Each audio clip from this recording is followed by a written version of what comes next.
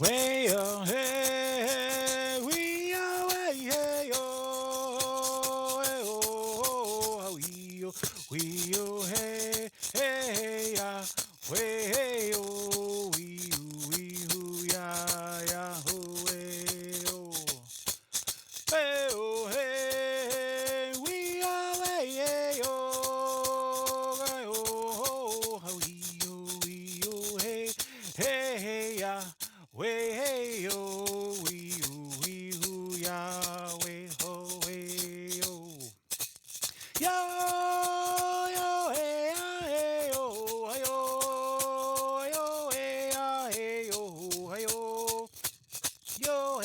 hey yo hey hey way hey hey yahoo way yahoo way Whee! Well, let's see here. Now we can just get out of this for a second.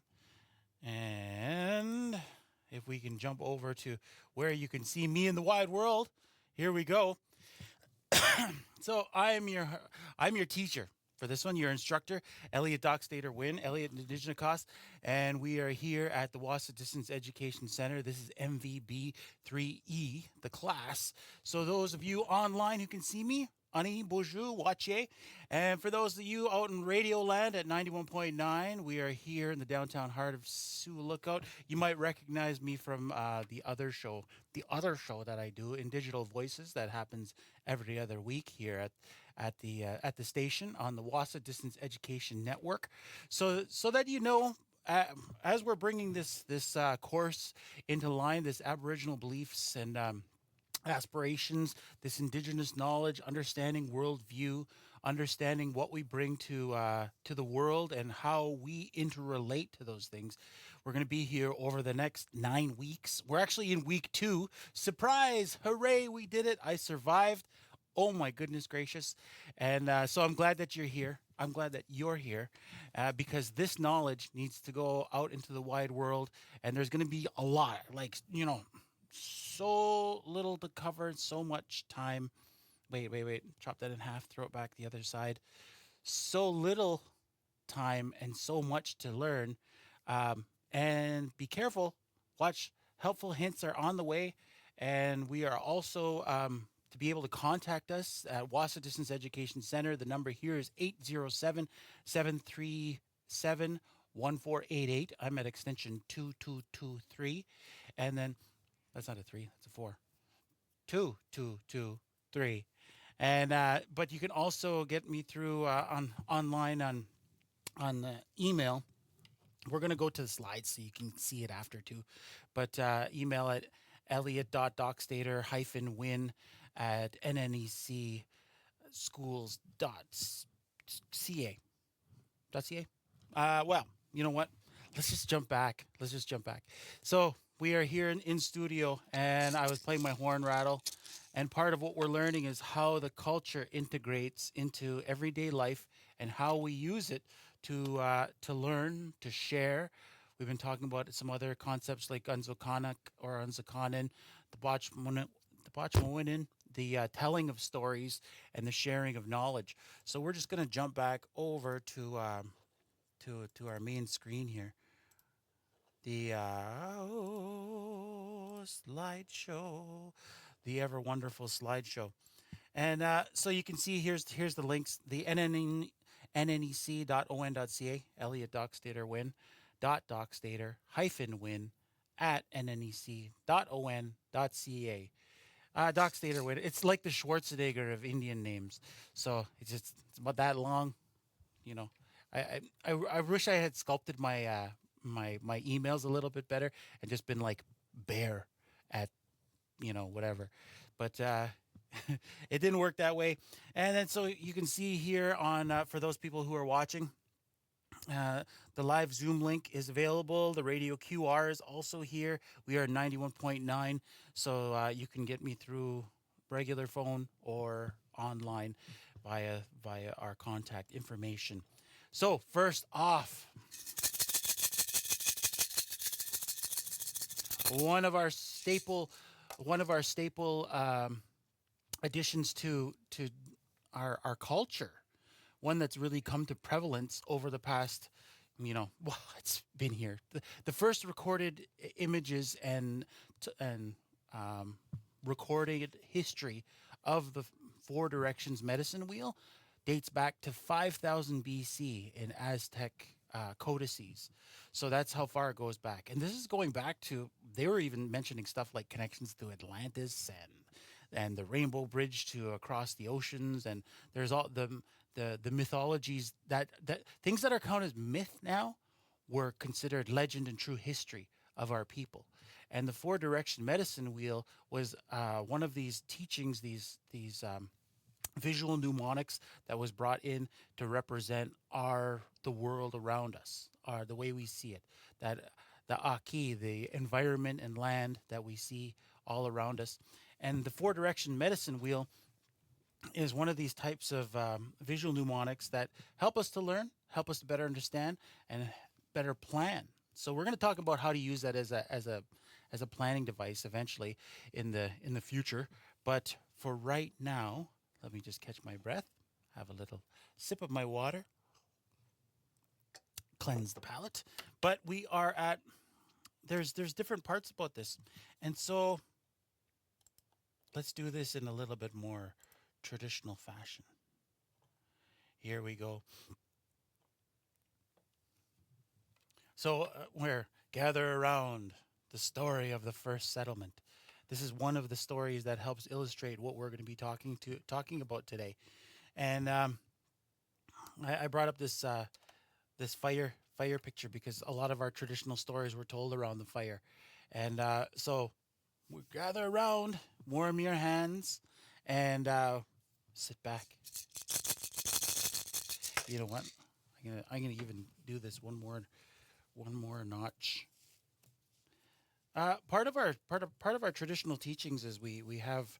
I keep on saying that like Indian knowledge and traditional indigenous knowledge and Kendaswin is like it's not just drums and rattles and feathers. In this case, though, it sometimes is. So I think it's best that we go in a traditional way. And so we have when we tell a story, we always start off with a little bit of it you go four directions. You go four directions when you're doing a song, but for a story you just do one.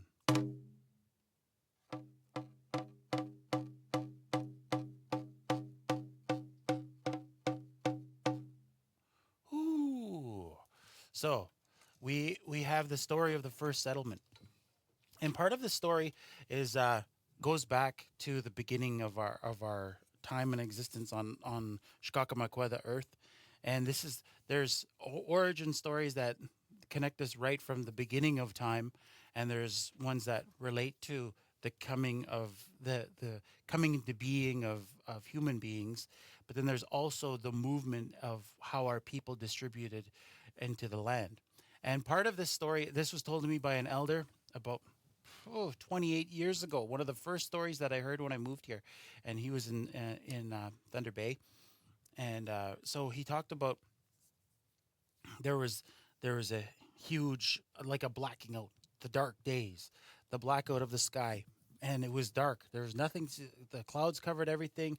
It was dark like night for as far as anybody could remember, and the human beings who were there felt like it would never end. And so they decided to make a plan. They were just like, well, we can't just stay here. We're running out of food. We're running out of our people are getting sick. There are people who are passing. And so we have to understand like there's not even animals around here. Like we have to be able to find like move to another place. And they're like, well, we've already walked. It's hard to see anyway, and we can only go as far as we've went to the boundaries of our land without, and some people haven't even come back. So we have to really figure out what we're going to do. So then, so Makwa, that one of the Ogama Makwa spirits, one of those the first bear spirits came. He was listening to what they were talking about, and he goes over to. All of a sudden, he's like. Oh. And he says, I heard what you speak of. I know of your people, And part of what we are supposed to be doing is watching out for you. There's an old story about that too. But and they said, yeah, but we don't know where to go. We don't want to do. He goes, well, get your belongings together, and I know of a sacred path that you can follow, so that you'll be able to find a new place that maybe you'll want to go to. But I can only take you once, so everybody has to decide what they're going to do. So they went back. They went back. They talked to their elders. They talked to their people who were part of their community, part of their nation, and all these human beings were living in the same place. So they talked to their elders, they talked to the chiefs, they talked to everybody, and they said, "Okay, well, we'll see what this bear." And some people were, "Oh, we're not following a bear. He's probably just as hungry as us. We're gonna follow him out to the woods. That's gonna be it for us. His people are probably out there too." And so so what they did is they all came to the conclusion that, well, if it's true, we need to leave this place because there's not enough for us to survive. So they said, okay. So they start packing up their bundles and getting all their stuff ready and getting their clothes. And this bear was waiting. They came out into the forest where this bear said he was going to wait. And he said, follow me. So they followed him. They followed him to this big rocky area, and they went into this cave. And he said, where are we going? It's like, oh, come in here. And some people are like, oh, I don't know. They're like, no, he seems like he's actually helping us. So they follow him into this cave, into this tunnel. And sure enough, soon as all the people, there's people who stayed behind. There's people who didn't even come with them. But the rest of them came down and they went into the tunnels. And they went into these tunnels, and the bear was leading them along. And as they were walking and walking and walking. And they're getting tired, and it was hard to see. They had their torches. Maybe one of these days I'll do a craft activity online too, so you can see a traditional torch. But they had their torches, and they had their bundles. They had what little food that they had to walk to this big trip. So, anyways, the Muck was leading them on, and finally they said, "Well, where are we going?" And he goes, "We're almost there." So he stopped. He goes, "Right here," and so he goes to push up.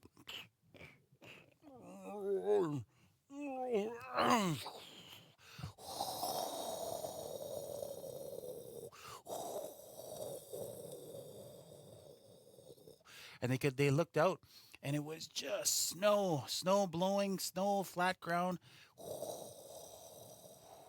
And he said, hold on a second. He pulls it back and goes, it should go, it'll stop in a little bit.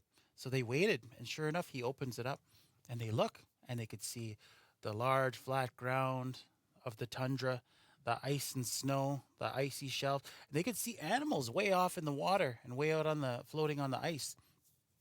And they said, well, what is this place? And he goes, I brought you to a land that you can live. There's enough here to live. My cousins live here, the polar bears, and they the Wabshkamakwa, they live here too. And if you want, you can live here. And I'm done. I'm released from duty, from service. And some of them were like, I don't know. This is pretty harsh. Is there anywhere else? And he goes, I know of other places. If you're not happy with this one. Now, some of the people who have been traveling, they said, it's been too far. Some of our children are tired. Our elders are feeling tired out, and we're going to stay. We're going to stay. So they did. They took their belongings. They went out, and they started making their homes and cutting it right from the snow itself. And so the bear said, okay, that's it. I can't come back for you. They said, no, we're going to try to make it work here.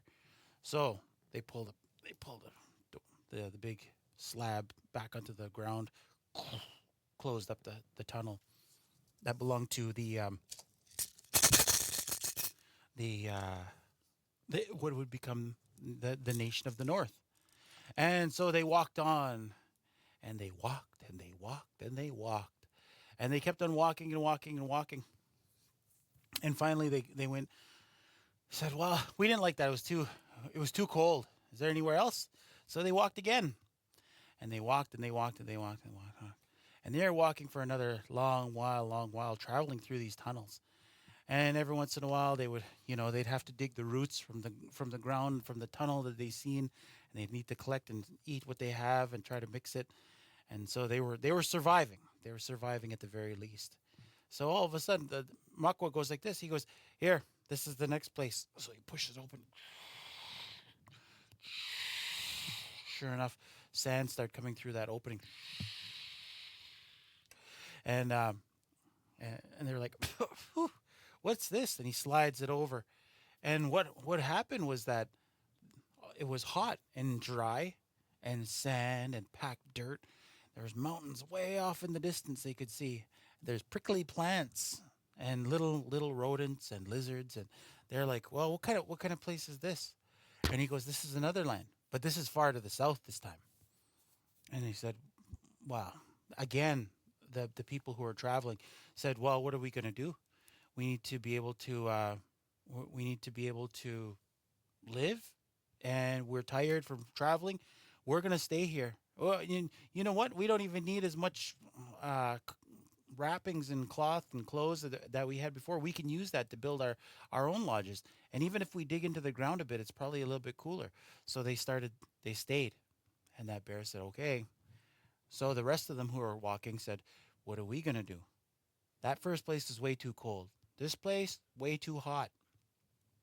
So they said, "The next stop." They start walking again. And sure enough, they walked and they walked and they walked and they walked and they walked. And the bear says, "Oh, well, this is a little bit easier opening for me because we're going to come right out in rocks this time." So he pulls the door. Just he uses his magic. The ground opens up. And sure enough, they walk out, and there's big, giant trees, biggest trees they've ever seen, grass and foliage, but it was damp, really wet. The air was wet. There was moisture and fog, and it was just.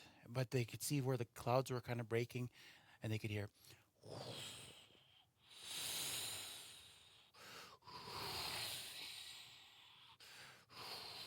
And sure enough, that sound of the ocean, the water, and they could see things swimming up, breaking the water, breaching the water, whales and fish, and killer whales. And so they, some of them were like, "Well, this is better than being really cold, and this is better than being really really hot. And look at this is a huge forest. We can live here. We can definitely live here." There were still some other people who weren't quite content though.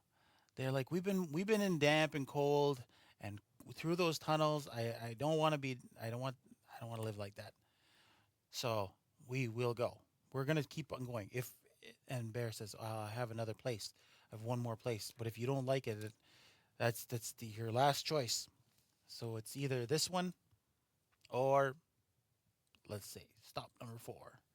So they start going in again. Sure enough, the walls of the mountain close. They start heading it out. And so they're walking and walking and walking.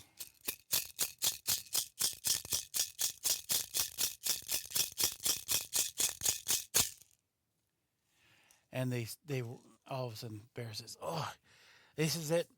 My time is almost done with you, and I'm gonna have to let you go back. I have to go. I have my own family to attend to, and I have my own spirit animal things that I need to do. Business. I have business with the Creator, so I must leave you here." So he opens it up, and sure enough, the land looked beautiful. There's lakes and rivers, streams. There's birds in the sky. There's animals in the forest, and the beautiful waters of the land. And this was the east. So you're kind of getting a hint about it, right? So they started in the north, they went to the south, they went to the west of Turtle Island, and now they're in the east. And that last group of nations that were following with that bear to be able to figure out where they were going to live, they said, "You know what? This is good. We're gonna stay here.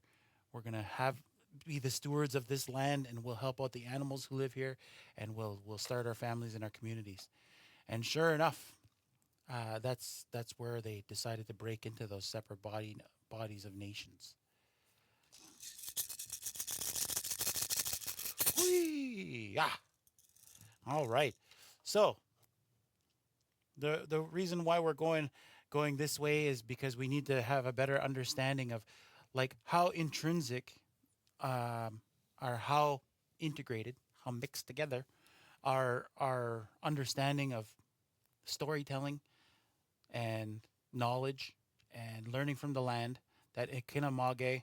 And again, this is something that I brought up in my previous recordings of the class and with in previous classes, but also that I'm going to be using a lot of different dialogue. And this is just to give you more ammo when you come into your conversations with and into your projects and writing that you're going to be doing, and some of even your and it's not all going to be writing for that matter, but you're gonna I'll give you Anishinaabemowin words. I'll try my best at the OG Cree translations when they come up, or the Cree translations. But I just wanted to be able to add to what we're going to be talking about. And so first, when we think about like understanding how these stories fit, and when we talk about the medicine wheel, there's associations that are made with them that are that are both traditional and modern. And one of the things that I disagree with your book, because I did take the effort to research how far back we can go with some of our knowledge that we add to our learning. And I mentioned before that the earliest writings and you know recorded history of the medicine wheel goes back 5000 BC. And so from my understanding, that would be kind of that would be the original version.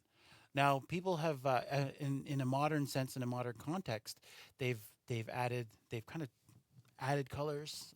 Blue and green are in there to represent water and earth, and those are usually a central circle. And then but when you have the west, and a lot of people do this, they put yellow in the west, because that's even how I learned it originally before getting into the research part of it.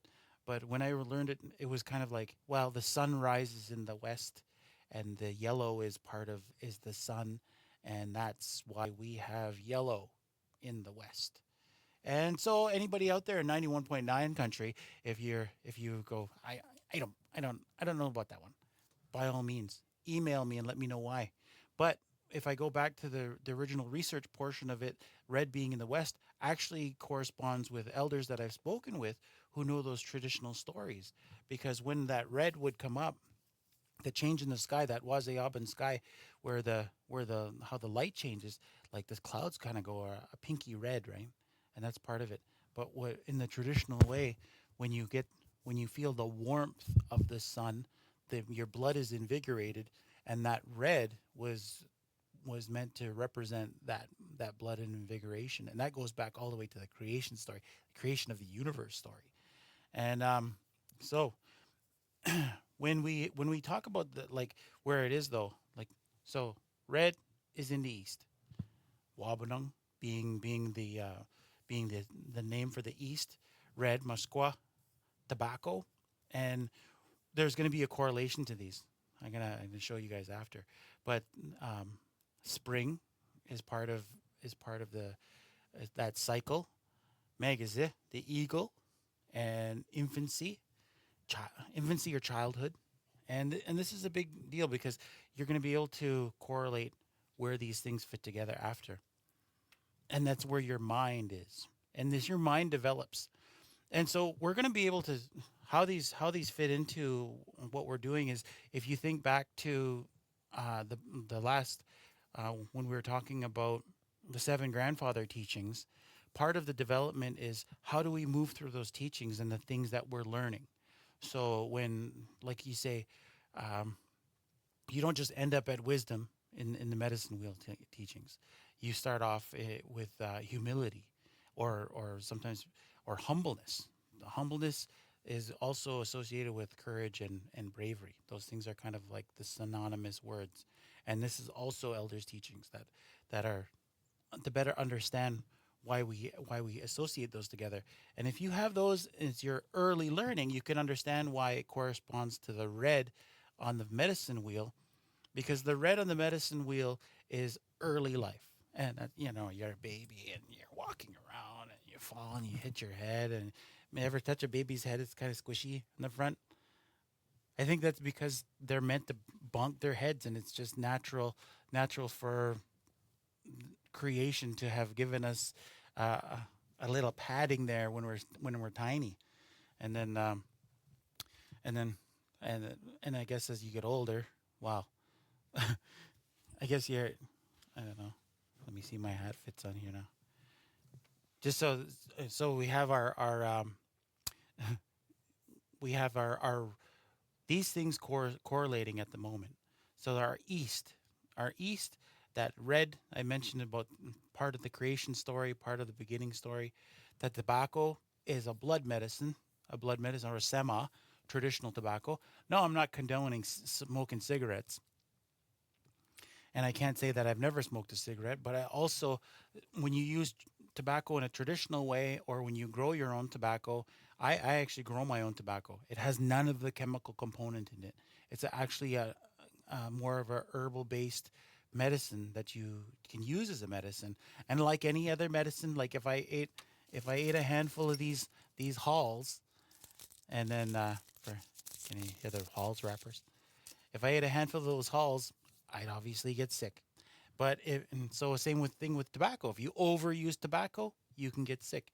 But if you use it in a medicinal way, even for people who smoke cigarettes, some people will tear off a little bit at the beginning and put it down on the ground, or they'll take the last bit out of the butt and put that on the ground just to still honor the medicine and the land. And then but when you use tobacco, it's actually a blood medicine that helps your blood to release its own toxins, and it actually helps to balance your own body chemistry. And so when we're calling it, when we correlate it with springtime, spring, the beginning, right? That's why it so easily fits together with infancy and childhood. So you're building your mind, you're building your capacity, you're understanding how it is. And I'm not going to get too far into it, but if you want to know, there's even a way to overlap medicine, four directions medicine wheel teachings, with even using a clock in the daytime. So maybe I'll do that. Maybe I'll do that on in digital voices sometime. But right now, we are going on in our medicine wheel. We're turning the wheel to the south. And so here we have our south, Jaonang, and Ozawa as the color, yellow. And this is where the yellow representing heat and warmth kind of comes in. And so we have these different understanding of how they relate to each other. So we have the red in the east and the yellow in the south, and this has to do with in our movement around, right, that warmth, that light, the south, and when you carry these, when you honor these directions and these colors, you understand to to create balance, right? These things are being put together, and summer being the time of warmth. Wawashkesh, the deer, is the animal that they cite in the book about that, and it's good, and it's actually really good that they do that, because even again, when we go back to the old histories and stories of our people, Wawashkesh was one of the main animals to offer its body forward to be able to help um, the indigenous people to or First Nation people of Turtle Island, to the Anishinaabeg, or let's say the Ongohoe, or the Oji Cree, or I guess it would be the Anishinaabe and the Cree people of the north. The deer, even though it's more of a southern animal, it was one of the animals that decided that it would give its body forward. And a deer, you can actually use all of the parts on a deer. You can make tools, you can make clothing, you can make buckskin, you can make rawhide, you can do all that stuff with the deer. So that's why the deer becomes so integral to this. Whereas Magaze is a connection to spirit, right? The eagle is a connection to spirit. It's not even the most powerful of all the birds, even though in the council of birds of how it works out. But Wawashkesh, so you see one that's strong, showing connection to spirit, and even like kids, when you think of how their tenacity of being able, and their resilience, they come into play. That comes into play when you when you see in the next one where there's being a youth, being a youth, and the helpfulness and understanding. So when you see little kids, they get a little bit bigger, they start getting that pride and that self-esteem building where they feel like they're ready to go into the next level. And in these next levels, that's where they're really striving to reach for their own versions of adulthood. And when you have somebody who's in a youth, especially with transitional changes, like when it's fasting time and ceremony time, and even when young Anishinaabe, when they start getting their moon time and are connected more to the earth, their bodies are changing, and they need to have that time to be able to, and that's for both male and female. And so when you have the youth, and this being representative of the body, shows that there's that change, right? So that mind and the body changing. So those things are working together in in in order. And then so we go to the west, and Makade, the west, Epigijmok. Um, we the west is always representative of of spirit and emotion. And so even when you enter a lodge, the doorway is always to the east, and then you move always clockwise within the lodge. And the the the open door to the east is the physical doorway, and the back is the spiritual doorway. And when we see on our picture here, the sage mushkadewushk is just that. So sage, white sage in North America is also known as, there's over 500 different kinds. I know I use about 4 different kinds regularly, and there's another one. I guess I've tried 5, but the the uh, the mushkadewushk itself is part of in Latin it's Salvia apiana, and well, the when we have mushkadewushk is part of what we're of our teachings, and it so when you use that medicine, you can actually use it as a tea. You can use it as part of you can burn it. Whereas, let's say, let's go back in the slides for just a second. Boom, boom. Where tobacco is the red, and we can see cedar, Kijik, is the medicine of the south. That's again, cedar has a lot of vitamin C in it. You can make it into a tea. You can make it into a tincture. You can make it into essential oil. You can use it for healing, and you can use it for just dry skin. Really, you can. There's a lot of different stuff that you can do with cedar. And so then we have our application with these medicines of how they interact with our own body. So even cedar is a diuretic, and it actually helps to cleanse your body system. So we have one medicine that goes with your blood, then we have another one that helps your body, and then with sage, when it says even on our pictures here in the presentation, we have the it represents fall. I was talking about that change over to spirit, but buffalo is a medicine spirit animal, and adulthood. So we started off in childhood and infancy, and we moved to being a youth, and now we're in adulthood. And that adulthood is from our books, from the text, it says that it's associated with emotion.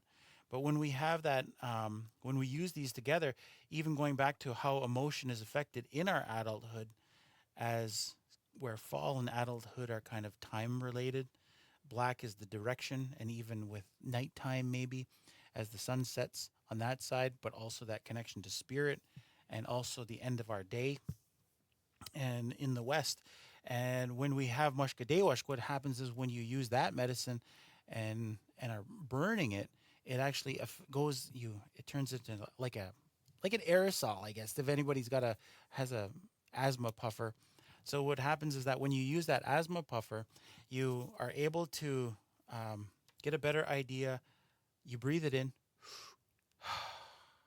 And when you breathe it in, it goes into your lungs, and it actually affects your body chemical, your serotonin levels and your dopamine levels in your brain. That's how come sometimes people are like, it's, you know, uh, keep calm and sage on, right? So we're able to use that medicine, breathe it in for good feelings, good energy, and be able to have show our connection to that. And so when we go to our fourth portion of our medicine wheel, right here we have the north, Giwednung, white or Wabshka, sweetgrass, Wingeshk, winter, Bibun, bear, Makwa, and eldership and spirit. So when we get this is like you're making it all the way around. So if you ever see this is another traditional teaching, because I always reflect these with elders. Everything that I teach, I learned from elders who've put forward the knowledge and let me and given me an okay on being able to share it. And so I really try to relate and try to honor the things that I've learned through my own path. And so with the north and or wait, let's rewind just a second. My point was, when you see that medicine wheel, it's always divided into four equal parts.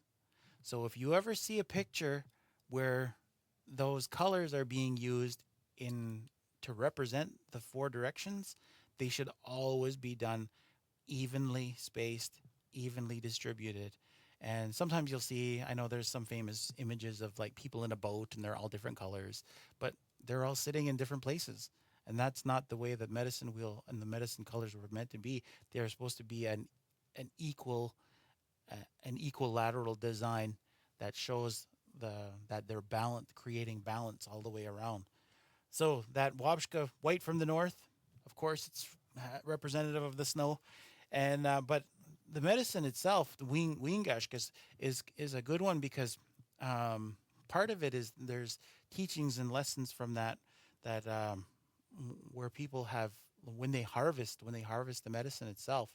So here's a little side story, I guess. When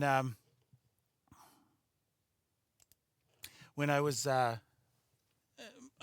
my mom and dad used to go driving down the highway. They lived a kind of a traditional lifestyle, and so anyways, they ride down the road in the middle of summer, and all of a sudden, my dad would be like that. He'd be like, "Oh, we got to pull over," and so my mom would be, "Oh, what are you doing? What are you doing?" She'd be, "Oh, Kurt, where are you going?" And he'd say, "Oh, well, I smell something. I'll be right back." So she'd sit there in the car, and all of a sudden he'd go off into the bush. He'd be walking around and walking around. Sure enough, 10, 15, 20 minutes later, he'd come walking back. He'd be like, "Look, have sweetgrass." So if you're driving around in the summertime, you just keep your windows open. Don't worry about AC. If you're doing some country driving, you might be able to find sage by just the smell of it. You might be able to find sweetgrass by the smell of it. Cedar trees are a little bit easier to find because a lot of people are used to that, seeing cedar trees. And then and tobacco, it's its own life lesson if you go into trying to grow your own tobacco, but it'll definitely be worth it. And so with learning how to find that medicine, you have to be able to, and this is something that we've talked about on in Digital Voices too, about collecting medicines, is that when you have your medicine, you cut above ground and you leave that root system underneath. And then because unless you've learned from an elder how to handle roots, you want to leave it there because the Ogama spirit, that original spirit of that plant, will still stay in there. And there's a certain certain type of root structure, like it's the same as kind of like grass, well, sweet grass, really. And then but it actually will travel under the ground and it'll actually replicate. But if you rip that thing out, roots and all, then you're taking the spirit right out of the ground. And you'll see people who kind of destroy whole patches because they don't really know. And so now you know. And so for those people who don't know or who did know and who are doing it wrong, don't worry. I won't tell nobody. But you can now you know how to do it so that you are not just destroying the whole plant and the whole plantation of where you're finding your medicines. And then even then, if it's starting to seed, you can grab those seeds off the top and just throw them on the ground and start reseeding, Johnny Appleseed style, as they say. And then so when you reseed, you pat that in the ground and you'll keep your patch going. There are also what they call invasive species, but those plants in the forest, they watch out for each other. So if you start treating your area where your medicines grow wrong, they'll throw, you know, thorns, thistles will start growing there. The animals might go in there. And really, the most destructive of all things to medicine and natural habitat is, of course, forestry development by big business. So that's an unfortunate side effect. But we are going to jump back to our presentation. Clickety click. So you can see right now we're going to get a little schooly, and because we have our how this all works together is that our medicine wheel, this goes in with key question number two. Key question number two. We're we have some support material, some support questions that are in the course package, and we're gonna get to that in just a sec. But what I wanted you to know about when in this first discussion, there's lots more. There's lots. There's I didn't even tell half the stories that I could. I could tell a story each one. This could be 4 weeks on its own. This should be its own curriculum. Um, but and then I'll write that up another time. So, but anyways, but if you look at the on page 28 and 24, there are like notations in the text about in reference to this. A lot of like describe what you've learned about the medicine wheel. We just talked about it for the past 20 minutes, at least 20 minutes, about 25 minutes actually. And but how does the medicine wheel teachings we have shared reflect about you, right? This is part of the key questions. This one's worth 5 points. It says 40 on here, but that's because this one's worth 5, and I'll change the notations on here. This is a 5 pointer. So if you can describe what you learned about the medicine wheel, five, 5 points, 5 things, and how does the medicine wheel teachings we have shared reflect you? So I put in as examples on the screen. Your age, your experience, animals, like the medicines, like if you're using medicines, and this is just from your own personal experience. This is called uh, auto autoethnographic writing. You're writing from your personal experience about what you've learned about the medicine wheel, and you can talk about different things, but you can also the one of the questions is how does it how how does the medicine wheel teachings we have shared reflect you? So you might be a youth, you might be a young adult, you might be a returning mature student, and so how do those things work? And because those parts of the wheel are there, they represent chronology of that childhood, infancy, childhood, youth, adulthood, and eldership. But no matter how hard you push, you can't go faster than your teachings allow you. So you'll see some people who are they might be a little bit older, but they might act like a you know teenage granny. So and that's where you have to be able to weigh out where you are and what kind of lessons you're learning from the medicine wheel and using the medicine wheel, applying it to your everyday work, and your everyday life for that matter. Speaking of that, if you would like to use this as a mnemonic, I'm going to bring up in a little next class tomorrow. I'm going to bring up a little bit of a planning model that's based on the medicine wheel to better help you understand how to use this to your advantage. And so we have what is,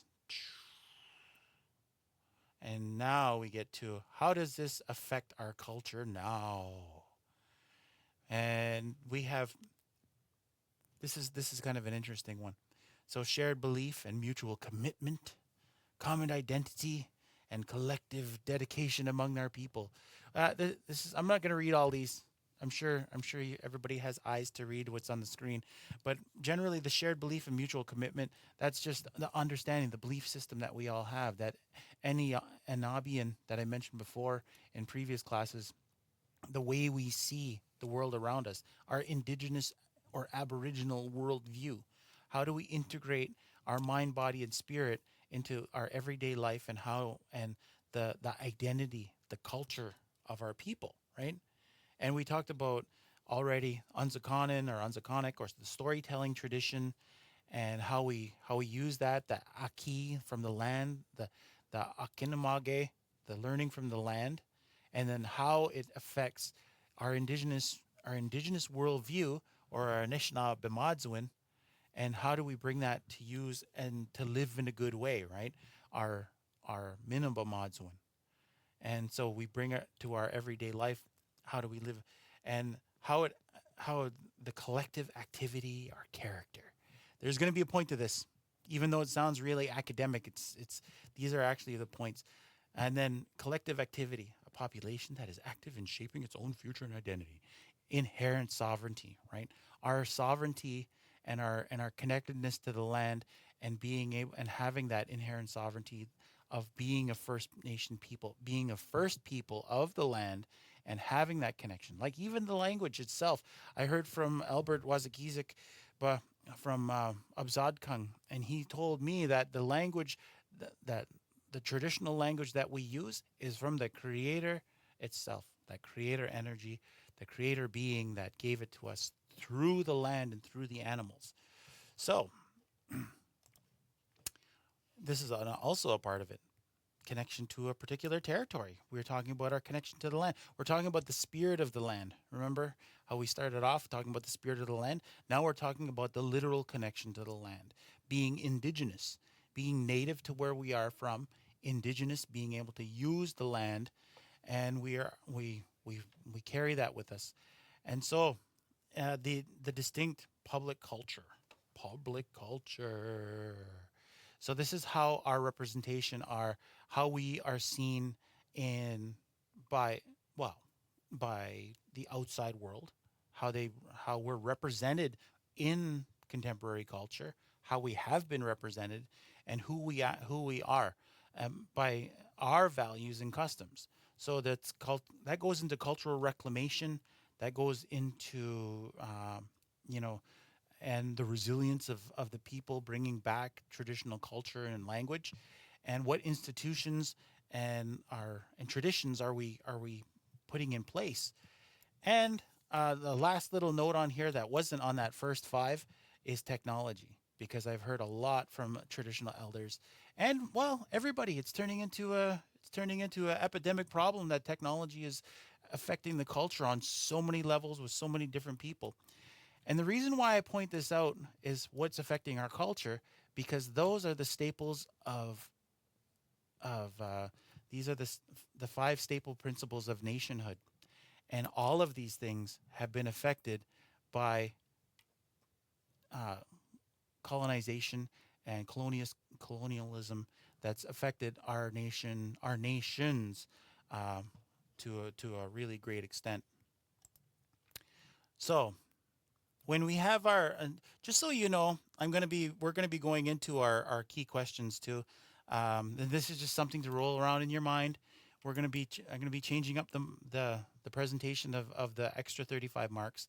Remember that the first one on the medicine wheel, 5 marks. But for key question 2, we're going to be changing the format a little bit. And so I'll be sending that out to students, and I'll be changing it up in the course package. But we're going to oh, oh, okay. Just keep. Here we go. So we have some of our examples where a poem, song, artwork. This is called a creative response. A traditional craft, a picture timeline, or create a game. Record an interview where you talk it out with a friend, family member, or knowledge keeper or elder. That's not all of them, just one of them. And as we move on to our we'll talk about that a little bit more. don't worry about getting that one in right away. We're going to talk about this a little bit more because there's a lot of little questions in here that we're going to be able to address through our conversations this week, definitely. So we are at the end of our time. And so I just want to say, Chimigwich, thank you so much for being here. And I will see you again tomorrow.